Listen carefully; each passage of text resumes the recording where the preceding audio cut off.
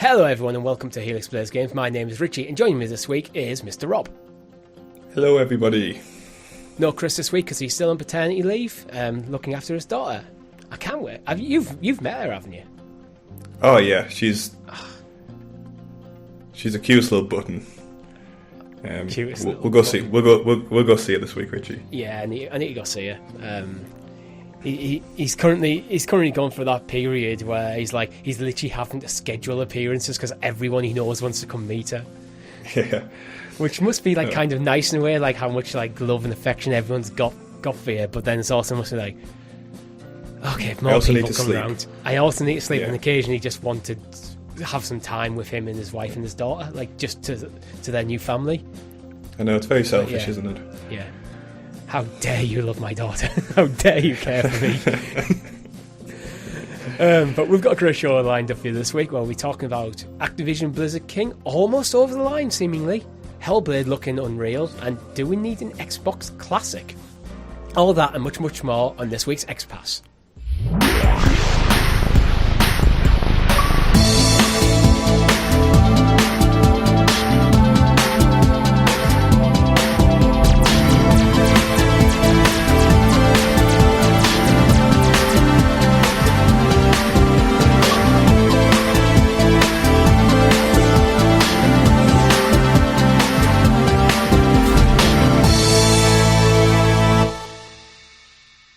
Before we get into it, make sure you like the channel, like and subscribe, like the video, subscribe to the channel, all your podcast feed of choice with notifications turned on so you're kept in the loop with all of the great content here at Helix Plays Games, such as Talking the PS, where tomorrow we break down all the PlayStation gaming news for you in the clouds. We have Clickercast is over and done with, but if you like The Last of Us and you're catching up with the show still, every single week we broke down the HBO's The Last of Us on the Clickercast. We have live streams every single... For the time being, it's probably going to be Fridays. We might come back to Thursdays when Chris is when Chris returns properly from his paternity leave. But for now, it's probably going to continue with Fridays. Where this week Rob played Resident Evil 4. Rob, how was Resident Evil 4? I love this game so much. I've always loved it, and I've loved it for the past 10 years it's been out now. But I love the remake as well, and it's such a good game in its own right as well. It's not just living off past glories in a cheap way, so very good. There was a moment during the live stream where my dog decided to burst into the room as well, which but very, very fun. You know what, if I had the time and the patience, I would have actually probably scrolled through the live stream to look for that moment and put it up.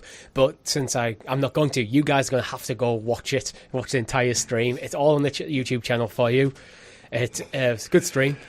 Chris also did a first look at T'Challa, which we talk about a bit more on Talking the PS tomorrow. So if you're interested in that game, formerly Stadia was planned to be a Stadia exclusive.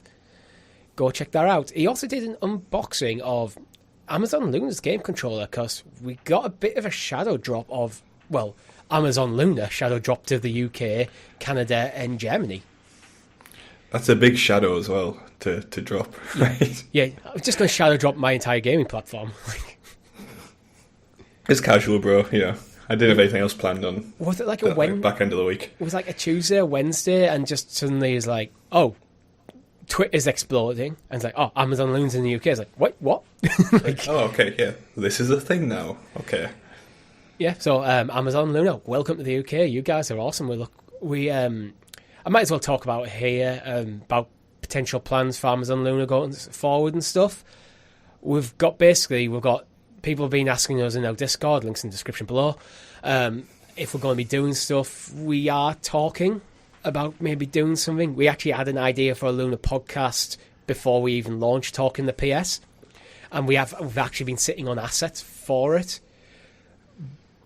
But I wouldn't expect anything immediately because at the moment, again, with Chris on paternity leave, it's just me and Rob running the entire channel, and we've always try to balance that work-life balance. Mm-hmm. I know this is technically in the life category, but it's also then a quite time-consuming commitment. But we are talking about it. I think we are probably going to do something. Yeah, I think everything we do here it's very much, it comes like from a place of passion, and it's very much a passion project, but we need to make sure that our output keeps us passionate as well, I think is the key. When Chris, Tom and I started the channel, we did have this thing where we did say, like, gaming is the primary hobby. This is a secondary hobby that shouldn't get in the way of us actually playing games. So we will probably look to do something around Amazon Luna, whether it's just covering it through like the Let's Play side of things, like with the first looks and live streams, or maybe we finally launch the podcast that we've planned to do since before, like literally before talking to PS. We had assets made and plans for that show before we even conceived of talking to PS. That's how long we've actually been sitting on it. It's crazy, right? Yeah, because we thought when Amazon Luna came out of beta in the US, that's probably when it was going to go worldwide, and then it just didn't. Yeah, and then there was no movement, so we were prepared for that moment. Yeah, it's kind of like in a game where like there's that scene where like you kind of defend like a doorway that's going to get burst open soon, and then there's like you ought to sit there for a bit, and then like any second now. I mean, when I'm talking about, like, we've had assets prepared and stuff for that show, like, actually paid for assets. We commissioned artists to do, like, the animated intro that you always see.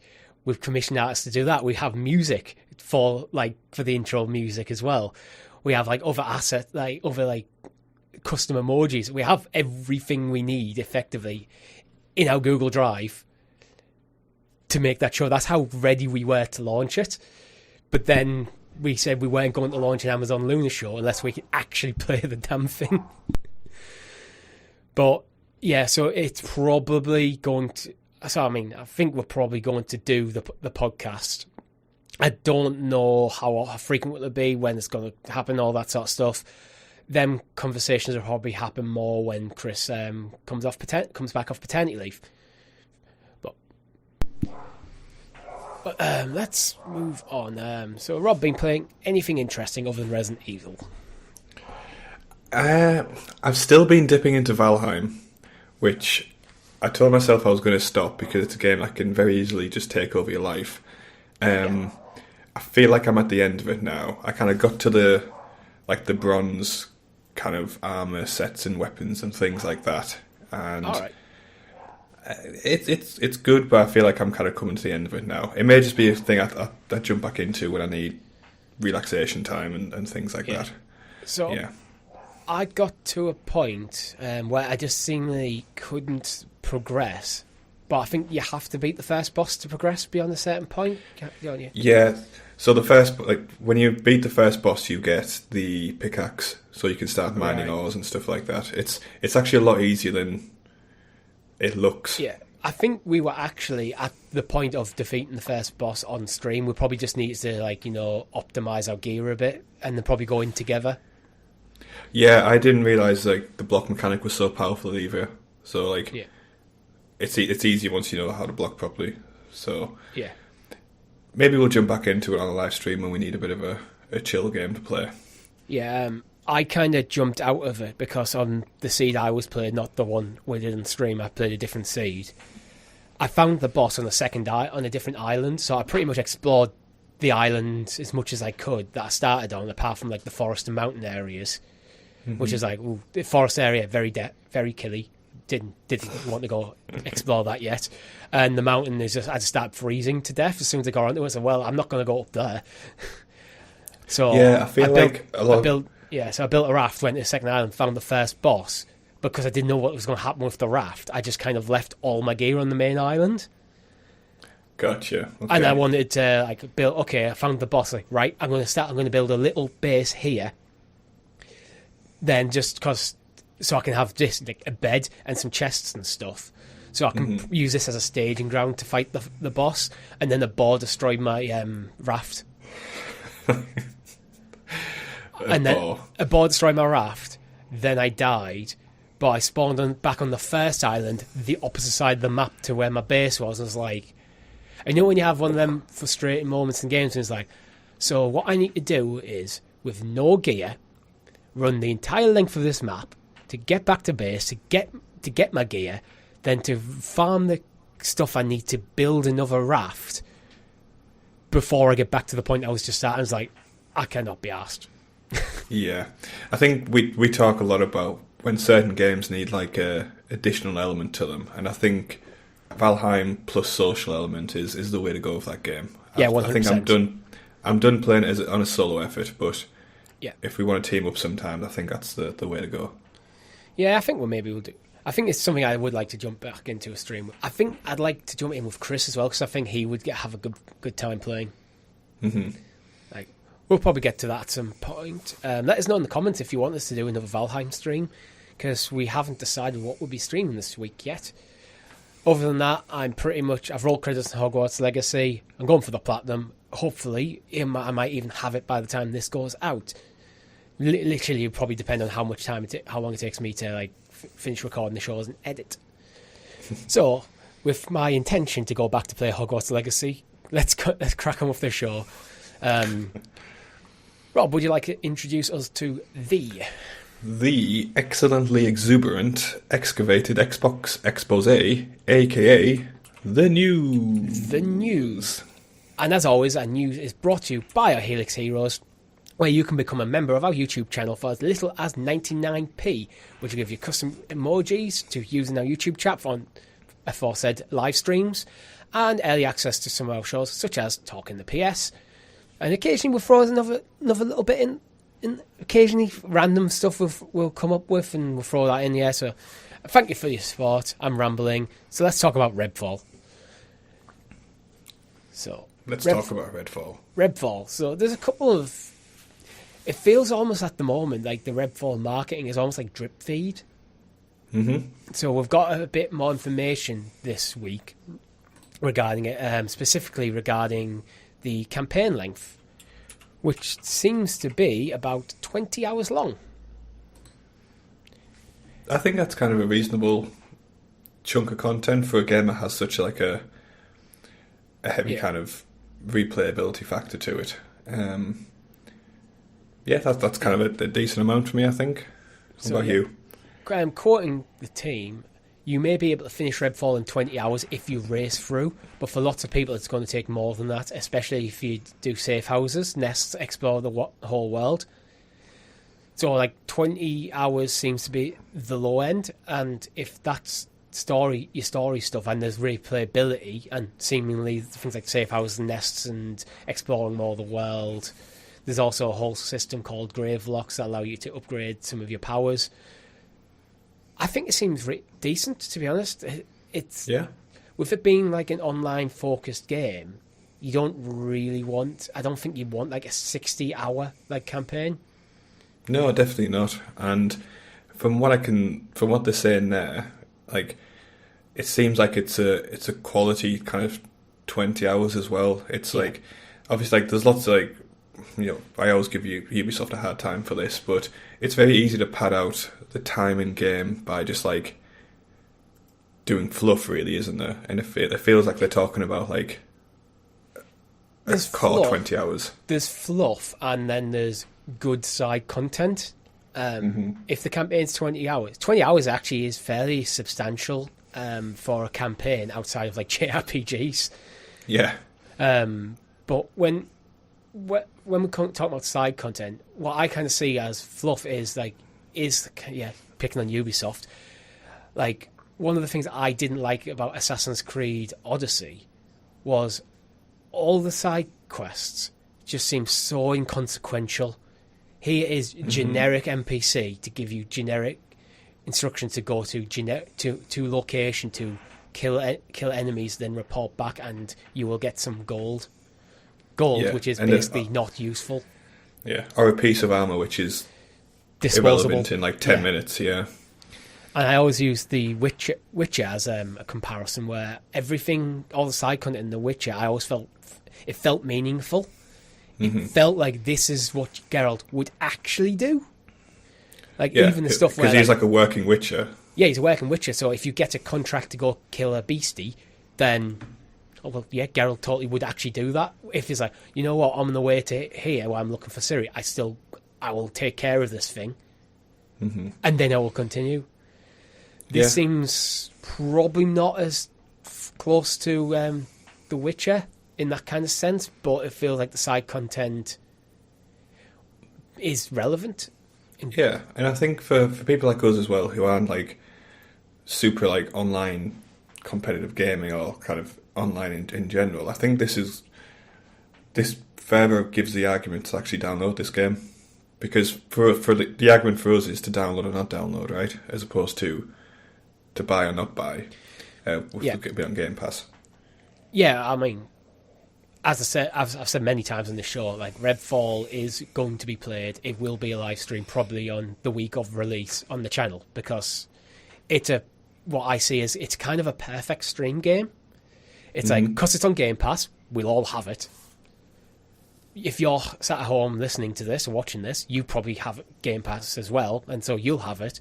It's a good, like, yeah, okay, we'll go jump in with the community, bring you guys, play with you guys, and it's not so I'm not expecting it to be so like hardcore narrative focused that you have to like sit down quietly and pay attention to everything that's going on. It feels like a game that you could just like kind of half pay attention and be absolutely fine with. Yeah, 100%. Yeah. I mean, hands-on impressions seem to be quite good, because a lot of the journalists have got hands-on with it. Yeah, I'm hearing like murmurings of Game of the Year contender as well from some sources. I mean, which I've always struggled knowing what this game is and kind of being a bit cautious of it because of that. But the more these arguments that come out, the more I'm thinking, yeah, okay, I'm going to give this more kind of mental like attention and energy, which to be honest I wasn't really doing before.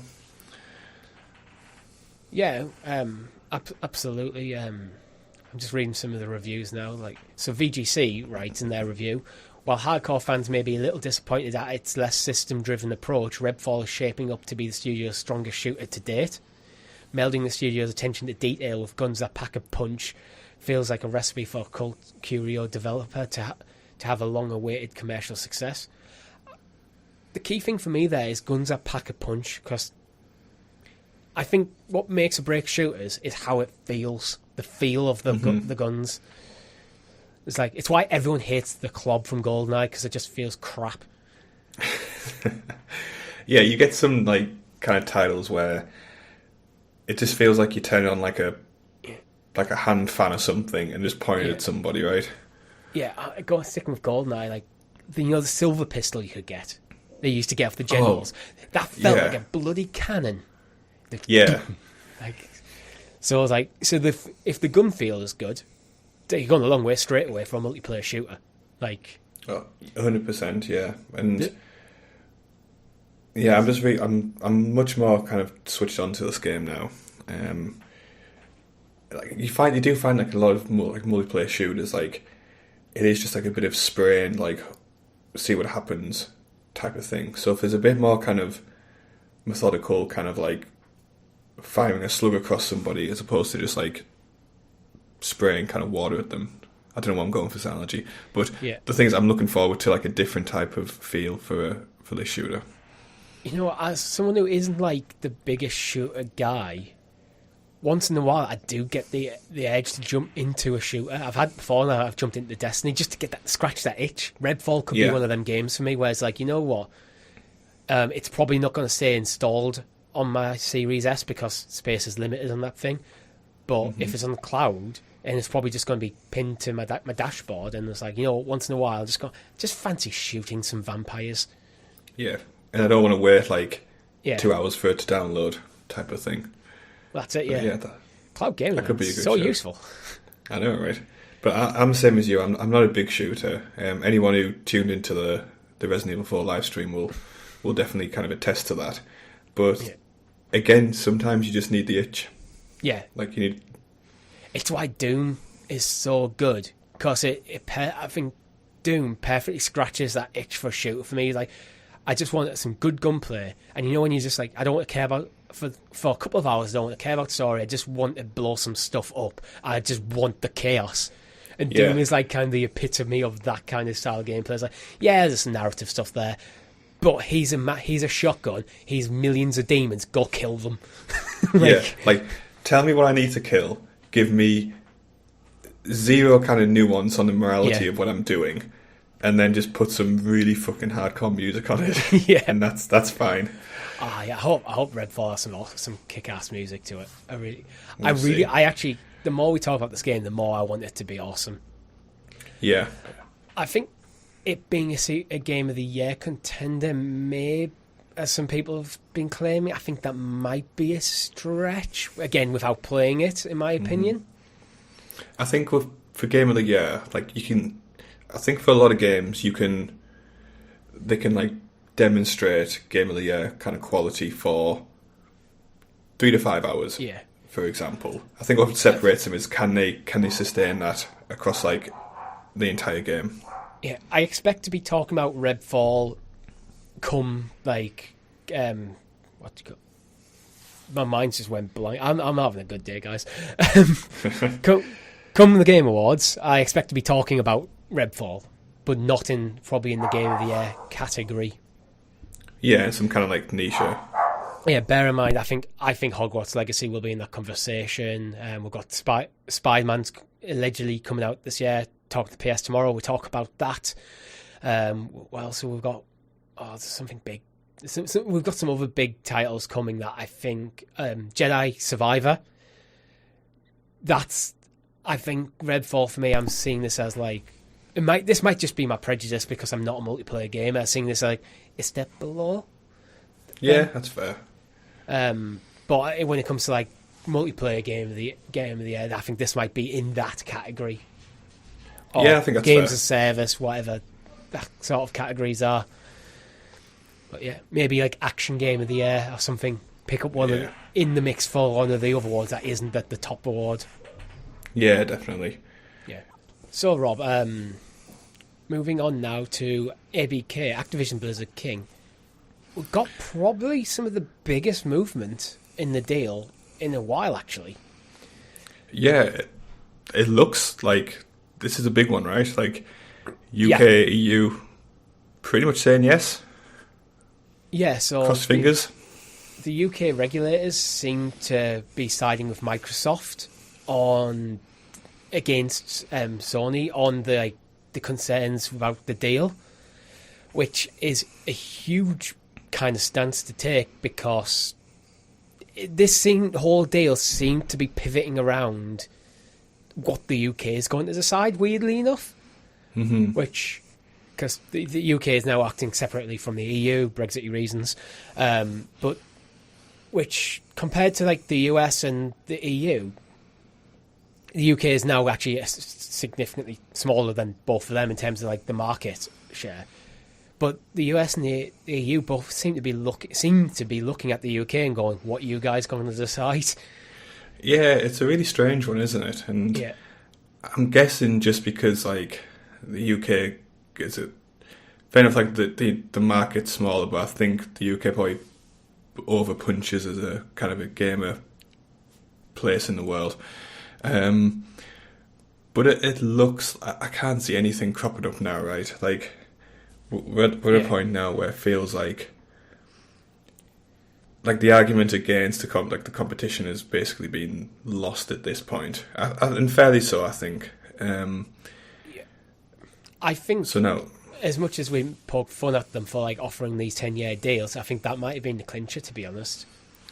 Yeah, I'd agree. Like sometimes, like, you know, like I think like doing like the show good faith and putting some of those deals on the table, and they are big deals. Like, it's a big deal, and it's a substantial amount of time, and it's also you get the full fat Call of Duty day and date for 10 years. Yeah, I think let's think of like an alternative universe where, you know, one of these companies owned the Call of Duty franchise just because they developed it first party, like didn't by itself and use that for 10 years. It was going to be across different platforms, like guaranteed. That would be a an industry-breaking story. The only reason we don't see it as that now is because it's wrapped up in this mega, ultra, gigantic, like, ABK deal, right? Yeah. So, I mean, quoting Martin Coleman from the CMA, UK's Competition Markets Authority, so these are basically the UK regulators are kind of like advising the government on whether to give the yay or nay to this. Having considered the additional evidence provided, we have now provisionally concluded that the merger will not result in a substantial lessening of competition in console gaming services, because the cost to Microsoft of withholding Call of Duty from PlayStation would outweigh any gains from taking such action. So basically Microsoft showed the numbers and went, look, it doesn't even make financial sense for us to not give this to Sony. Yeah, it's like all these people who want to play this game, they will not, like, only a percentage of them will actually buy an Xbox because of it. Yeah. We're just going to sell the game. Like, why mess with the model that's already, like, works for us and has made Call of Duty, like, the biggest franchise in gaming, I think is fair to say. Yeah, the CMA apparently still have concerns on the deal's impact to the cloud gaming market.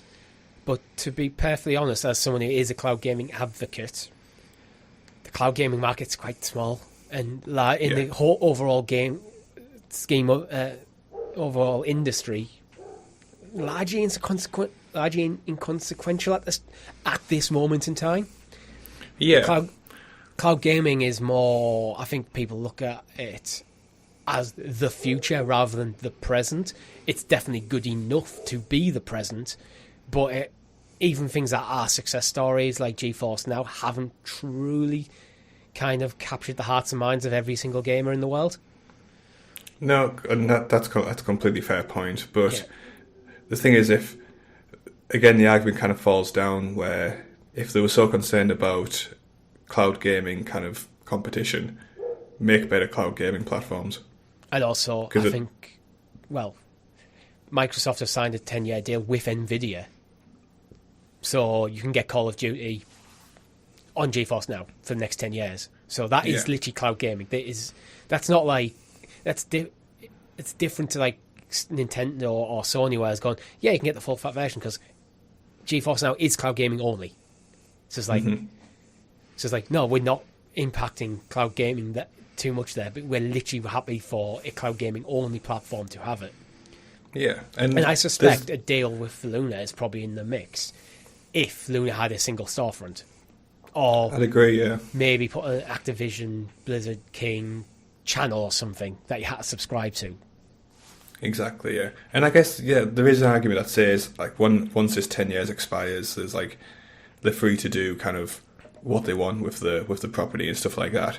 But the key thing is, like, competitors now have 10 years to make big strategic changes to get ready for that. So even in the worst case scenario, I think it's still fair enough to say, right, you've got 10 years to kind of react to this. Like, what more could they have done, really? Yeah, I mean, I can't see. I mean, the only thing Microsoft could have done more is 20 years or something like that. There's rumours that they even offered PlayStation Call of Duty on PlayStation Plus as well. So it's like... Yeah, which is crazy. I mean, but if you have like a 20-year deal is like... almost... It's not really... It's like... It's more than half of what... When Microsoft founded, like I don't know, yeah. Early 90s? It's like... That's like half the length of the company existing already. Yeah, so it just... I think we're now at a point where it's like, you know what, this is going to go through. The CMA intend to finish the report and pretty much have a decision come the end of April. Yeah. The good thing is some law firms and consultants made a shitload of money from Microsoft and Sony on this one. And at the end of the day, isn't that what matters? Yeah. Make sure the consultants get their taxpayer money. Yeah. But yeah, so I'm pretty sure this is going to go through. I mean, the EU seems to be ready to kind of make the similar sort of move. But yeah, I think it will be. I suspect come probably May we'll get an announcement that a deal's going to go through. but I think it's probably, I almost want to say next year that the deal will be completed. Yeah, I mean, I don't really know. Yeah, like these deals take years in the making, and this objection to this deal happened pretty early on. Fair enough, like they decided on the commercials and the actual specifics of like the spirit of the agreement, but there is countless hours of like fine tuning to do on it. I don't know what like the regulations are in terms of when the deals like this is going to like multiple international regulators and stuff. It's like how much are they actually allowed to kind of progress things in the background? Are they allowed to get like all the ducks in a row kind of thing? Are they allowed to just kind of, or is it kind of, you guys are not allowed to talk about this deal amongst yourselves until we decide of? It's hard to say, but I do know like a lot of the like my knowledge of kind of corporate law is very limited, and about 20 years out of date now. But 15 years out of date, shall I say. A lot of these things have to happen sequentially. They can't happen kind of parallel to each other. So I'd say another 12 to 18 months. Yeah, I mean, you just look at the Bethesda deal. That took a while to get over the line. After it was announced that it was like, yep, everything's good, it's all good. And I think it was like something like 6 months later that it actually got completed. Yeah, and that's a significantly simpler deal as well. But moving on now to our next story, which almost actually points at the thing of why like Microsoft kind of need to get this deal over the line, because this is news that Xbox apparently fails to qualify as Metacritic reveals 2023 game publisher rankings. So Microsoft did not make the top 10. No. I can't say I'm surprised, really, when you... Last year was a slow year, but it... Yeah, like, we've talked about a lot where, you know, Microsoft really have to, like, kind of turn around their first-party fortunes, if you want. And this list kind of personifies that. I mean, Sony at the top, obviously, like... Yeah. It's an interesting list, actually. Nintendo are very conspicuously absent as well. That one I'm much more surprised at than Microsoft. But the top 10 are from like 1 to 10. Sony, Paradox Interactive. Well done, Paradox. That's genuinely higher than I expected. Well, I think that'll be down to the Crusader Kings 3 was fairly well received. Victoria was. Yeah. Hearts of Iron. It's not sales, it's Metacritic, it's ratings. I was getting mixed up in my head. That's why Sony's just trounced it. Yeah. Activision-Blizzard at number 3. Focus Entertainment at 4. Take-Two Interactive at 5. Capcom 6. Sega at 7. Annapurna at 8. Humble Games at 9. Well done, Humble. And Devolver Digital at 10. So, yeah. Decent. Yeah, but again, the key thing with this being like a Metacritic rating as well, like Xbox, like they do release a lot of chaff. You know? Yeah, no, they release a lot of. Well, 2022 was kind of a slow year for Xbox in general. 2023 is already looking better. Oh yeah, I think there's a lot of 7 and 8 out of 10 games that come as Microsoft published stuff. They do occasionally go knock it out of the park. Sony, almost exclusively for a while, it's almost hit. I mean, it's no surprise Sony's on top of the list because God of War Ragnarok happened last year. Yeah. But it's like, with Sony as well, it's like super, super strong hit as well. It's not even like an 8.7, which is a great score. It's like 9s and 10s for Sony. It's like, can we give this an 11? Yeah, exactly. Games, right. They really definitely skew it. Yeah, so I'm not surprised at all. And again, Paradox kind of, they're much more visible in my kind of circle of gaming because I make a lot more kind of grand strategy on as well.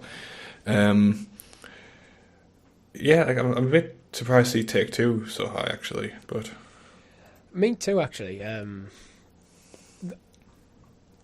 Well, what did Take-Two release last year? I'm trying to think. So I'm going to have a look now. Yeah, Sega's doing well. Capcom, Capcom seem to be on a bit of a resurgence at the moment. Annapurna is always their games are always well received. Devolver Digital seem to do lots of stuff, so that's again. I'm not quite sure how these rankings are made. It's based on Metacritic. Is it just an average across the games received, or is it cumulative? I'm not sure how the score. Yeah, it's difficult because if a company brings out 4 games, one's a 10, and then 2 are like average, does that negate the 10, or does it's hard to kind of figure out. Right, so it's the ranking is formulated with 4 things in mind: the average Metascore for all games released in 2022, the percent of scored products with good reviews, the percent of scored products with bad reviews, which is considered to be 49 or lower. Good games is 75 or above. Number of great titles, so Metascore of 90 or higher, with minimum of 7 reviews. So it's a accumulation of them kind of 4 things that they take into account and give point scoring. Okay. Yeah. But yeah, full descriptions Xbox, on Metacritic's website. Yeah, Xbox. I know you're doing it, but up your game, please. Yep. Yeah, I've said before. I think it's more time with Xbox that they need. They're attracting a wider range of games to move away from it feels like they're finally moving away from the Xbox 360 era of gaming. Yeah, 100%. That being said, the biggest release this year is probably going to be Starfield, which feels like in the Skyrim kind of camp. But I think they'll get there. They just need to diversify the portfolio, get some of the more single player narrative stuff that Sony does so well to kind of they're the games that Sony tend to knock out the park, where it's we're going to tell you it's fantastic. It's your Naughty Dogs, it's your Insomniacs, these sort of publishers. Yeah. They need one of them. If they get one or two of if they could get their own Naughty Dog, where we're going to make a single player narrative driven game that's going to be fairly linear, but we're going to do it to such a high degree that we're going to showcase what gaming could be. Almost revolutionise what gaming could be. Look at God of War, for example, from Sony Santa Monica. There's a reason. God of War, the first one, is considered to be one of the greatest games of all time, and Ragnarok is technically better. Yeah. But yeah. Moving on now, Rob, do you think we need an Xbox Classic? Personally, no. Yeah, I'm a no as well. So this has come about because the co-creator of the Xbox has revealed that he's talked to Microsoft about the idea of a Classic. So Seamus Blackley was part of the team who developed the first Xbox, has talked to Microsoft about bringing out an Xbox Classic. Quoting him, it would have been brilliant. I thought, okay, we could do this just like the Duke. Then a couple of people internal to the Xbox team said, no, we want to do it internally. I haven't heard anything since. So there you go. There you have it. Sorry. I don't see the. I don't see the strong need for it. I mean, I wasn't a big fan when they brought out the PlayStation Classic. I thought that was a bit of a. Yeah. I think that for me, the PlayStation Classic actually makes more sense than this. Okay. Because before they revamped PlayStation Plus and started bringing legacy titles over, PlayStation 1 games were kind of locked on the PlayStation 1, or I think PS2 was backwards compatible. Mm-hmm. I think what I prefer is take the Series S, do a special edition, one that looks like the original Xbox, and then just power it through Game Pass. Yeah, bring back some of the older titles and stuff like that.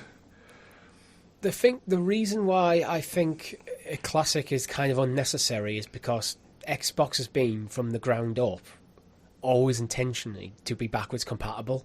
So you can play original Xbox games on your Series X, on your Series S, and you can on your Xbox One, and you can on your 360. Yeah. So the concept of a classic then it's no longer like... There's two reasons why I think you can look into this. One, there's the novelty aspect. Like, this is a cool little box. Naturally, yeah. Like a collector item. Yeah, it's a collector item. And then there's the game preservation side of it. Mm-hmm. Well, if the games are completely backwards compatible and are still on the storefront, then the preservation argument goes away because it's just not needed. So then it's just the novelty of it. But there again, Xbox also made a hoodie for a controller. So this has a bit more practicality than that. I mean, I don't think that's a good benchmark to set against, really. I'm just saying that they've done crazy stuff that is kind of pointless in that before. In fact, True. the hoodie for the controller, not only is it pointless, it actually makes it harder to play games. Yeah. I mean, the less said about the controller hoodie, the better, in my opinion. It's just a little bit. But maybe Nintendo what do weird stuff. So does Microsoft. They do, yeah. I think maybe what I would... The one reason I buy it for is if they brought out the Xbox Classic, but they made it the way they wanted to make it, which was just like a big X. So do you know like how on the original model, like it's got the X, but then it's got like the sides kind of as vents and stuff like that. Yeah. If they just brought out a big X in the original kind of vision, I'd buy that. I think they could do that easily now, because technology has evolved to the point where, like, they could take like the same kind of hardware, but like the capacitors would be smaller, everything would be smaller, which means that your motherboard could be smaller. Cooling systems have improved dramatically as well, so you could easily do it. But I think they'll probably just shrink it down. Yeah, I mean, it was a beast when it came out, wasn't it? Like, yeah, all the rough kids around our school would like take Xboxes and like throw them off bridges at cars because they were so big, and that's how, instead of doing the rocks thing. Yeah. All right, let's move on let's talk about Hellblade. So before we get into this, Rob, have you played Hellblade before? This is going to be sacrilege, but I have not. Well, I'm also committing sacrilege because I haven't. Okay. But we've seen kind of a new trailer for Hellblade just drop. I mean, it'll be playing right now. It's showcasing on the new Unreal Engine, and damn, this game looks good. It looks beautiful, doesn't it? Yeah. Like this is kind of for me, like a next level type of kind of performance. We've just been talking about Microsoft's need to like kind of get a God of War style game. This definitely looks like it. This is probably the best looking game I've ever seen. It's definitely up there for me. Yeah. In terms of the facial animations.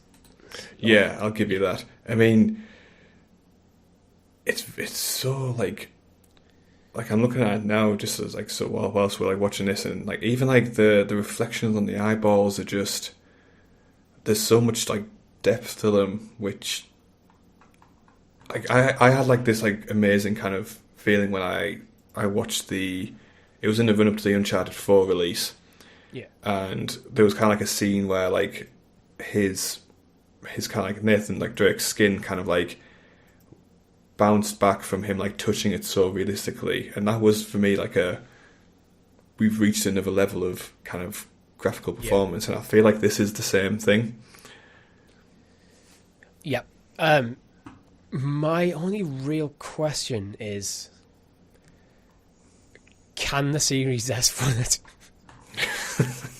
Because there's one thing like as a species, effectively having the technology to be able to pull off something this like incredible. I mean, if I just pull up showed someone a still, they would probably think this is a photo or like from a movie set or something. And it's like, no, this is entirely animated. There's a point in the trailer where it does actually cut back to the actress, and apart from the fact that she's in like the motion cap suit and on the soundstage, it's very hard to tell.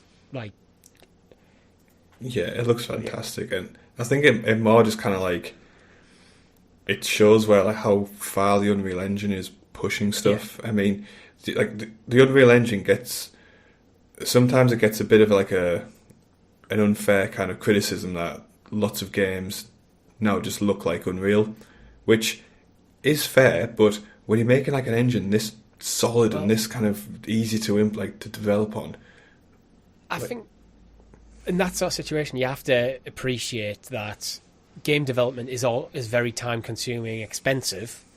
If you have to then develop an engine, we've seen companies like develop their own in-house engines, and then you tend to get more bugs and they can be harder to work with. While there's the advantage is you can like kind of tailor this engine specific to your project.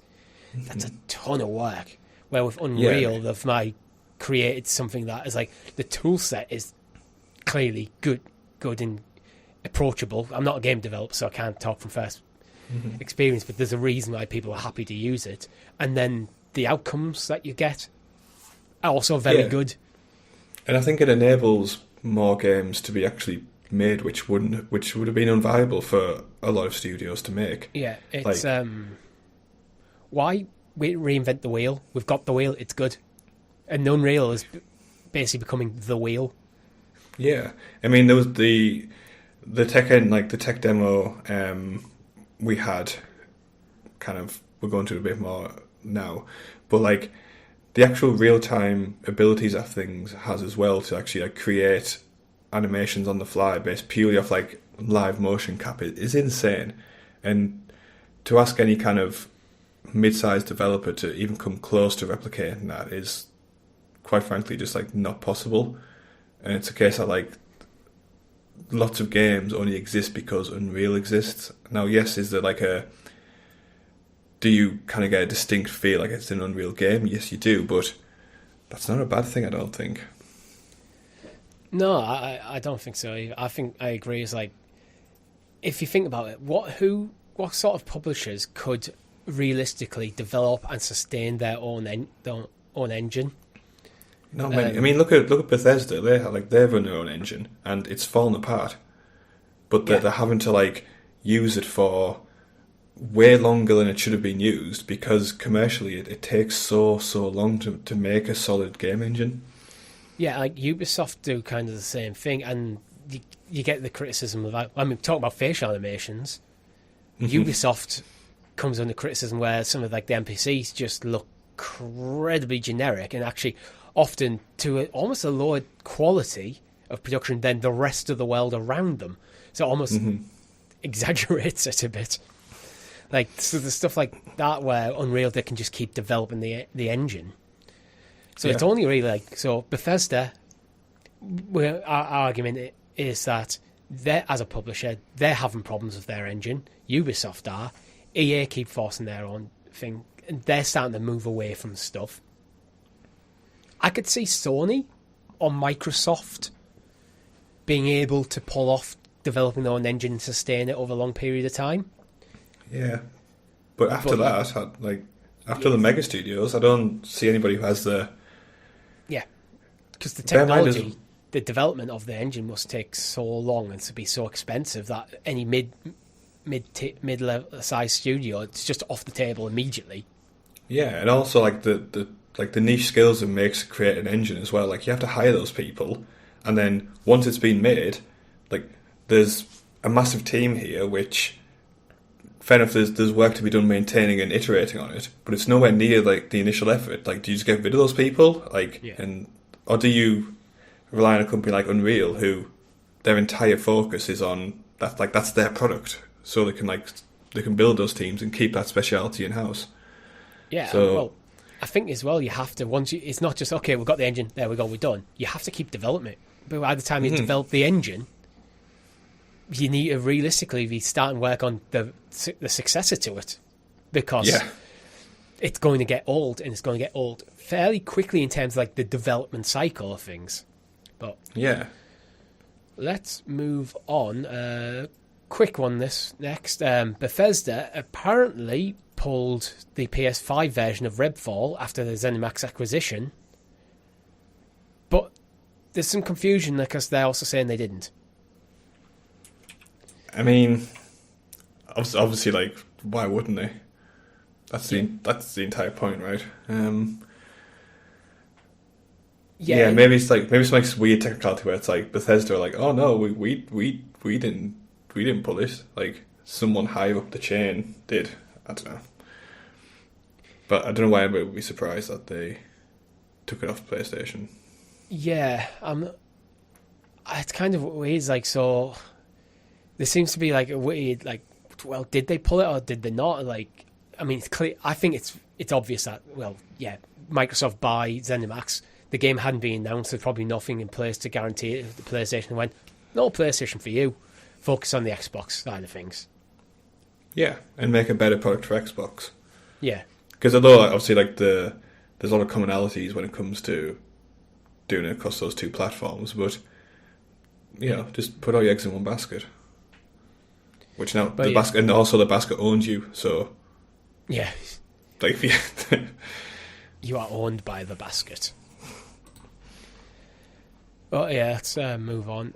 So Microsoft are starting to further develop some of like the mobile store and adding some like subscription manager and a new search page and stuff. It's like, I just want to kind of talk about Xbox's UI in general. It's like, I mean, this stuff is good news in my opinion because, quite frankly, I think the Xbox is, on my Series S, the interface is kind of garbage. Honestly, I get so confused.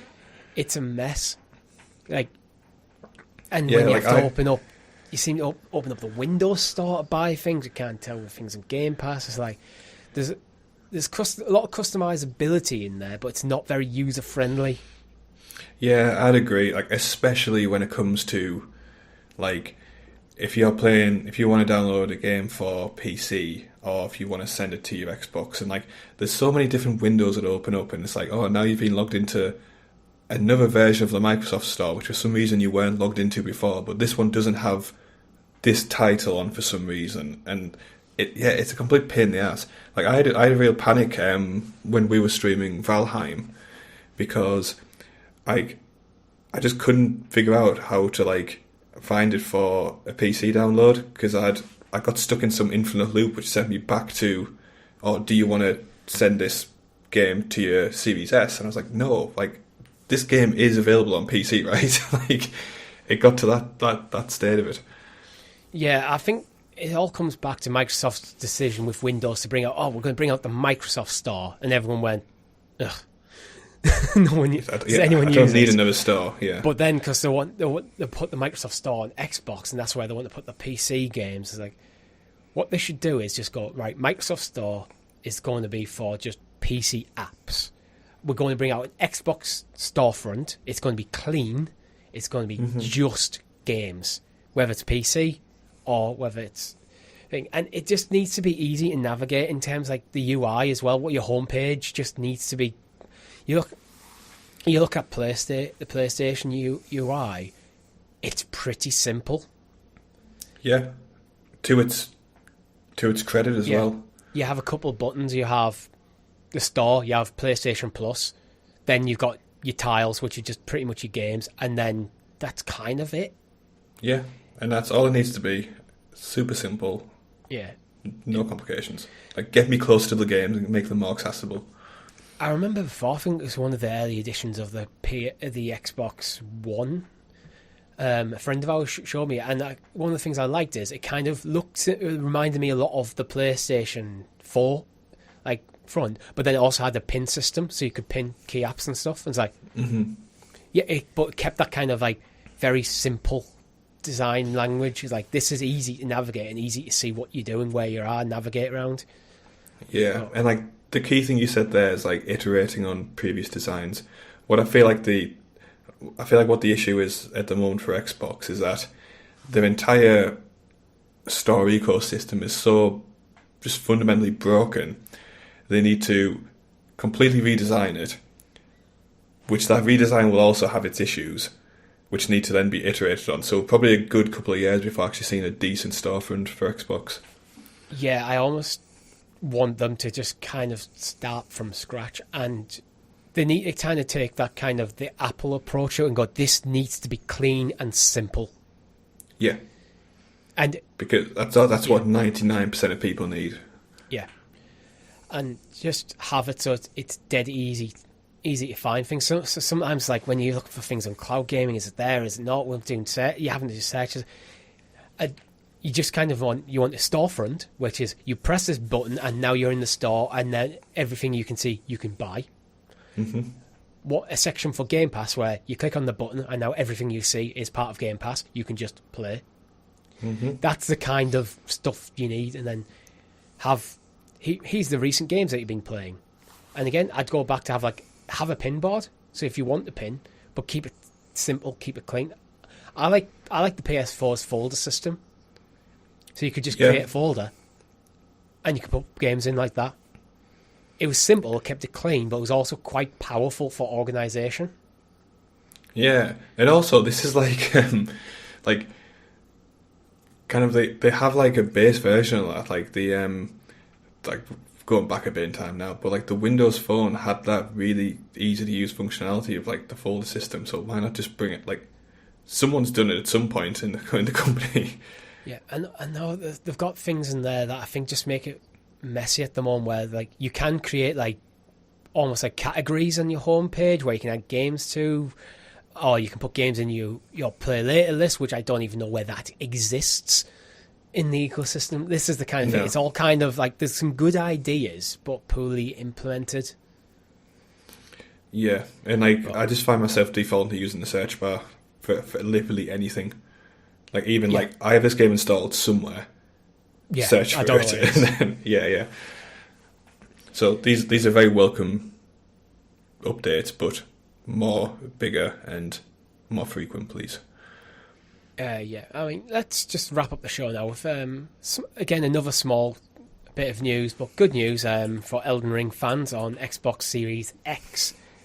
You now get ray tracing. I feel like we need to play this game as a channel, don't we? We do. It is on my list of things to play. Maybe I'll commit to this week playing it, because we haven't decided what we're playing. Unless something like big drops like that we want to play, I think it will be this, because you know what I'm going to commit to now. This week I'm playing Elden Ring. That's what I've decided. Ooh. I've been promising it for a while, so it's time. After Richie's stellar performance in Warlong, yeah, we will now be tackling Elden Ring. Yep. You will not get ray tracing from me though, because I only have a Series S, and to be honest, ray tracing is one of them things that looks incredible, but I think it's not usually worth the cost, because they usually like halves your frame rate, if not worse. Yeah, I mean, like, I'm from a PC perspective, I'm running like a pretty like powerful PC, and like even then, like I see the performance drop so dramatically when I turn ray tracing on, and for most titles I prefer the higher frame rate, and like also just like less worry about what the hell my fan's going through, and stuff like that. I think ray tracing was kind of the big promise of this console generation, but I think that the hardware required is just...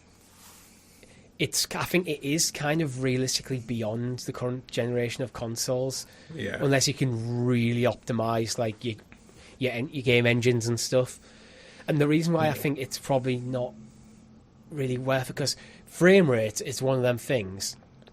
Once you're used to gaming in 60 frames per second, going back to 30 feels weird. It feels wrong. It feels slow. It feels clunky. Mm-hmm. I think it's fine for some games. Like anything turn-based, absolutely fine. Don't care. Like, but anything that's kind of very precise, like something like Elden Ring, where you have or Warlong, where you having to be precise with your movements, you want that 60. 100%, yeah. But it's like any kind of new tech, isn't it? Like, it gets invented, and then everything else needs to catch up to support it. I mean, it is amazing. But going back to Valheim, when we played Valheim, it was like, that game looks ugly. Yeah, like and then 10 minutes later, you no longer care. Exactly, yeah, because the game Yeah. Does the heavy lifting in other areas.